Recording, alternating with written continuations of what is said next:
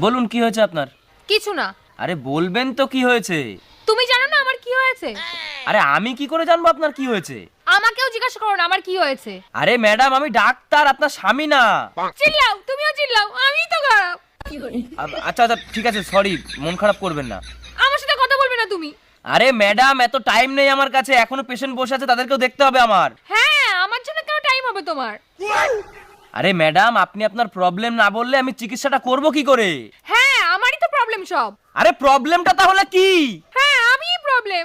হ্যাঁ সেটা তো আমি দেখতেই পাচ্ছি। এই কি বললে? কিছু না। না না, আমিই তো প্রবলেম। যখন আমি মরে যাব না তখন তুমি আমার দাম বুঝতে পারবে। लेकिन ये साला कर क्या रहा है यहाँ पे? আরে পাগল টাগল হয়ে গেছেন নাকি? কি বলছেন আপনি? হ্যাঁ, এতই যখন প্রবলেম তাহলে আমাকে চিকিৎসা করো না, ছেড়ে দাও আমাকে।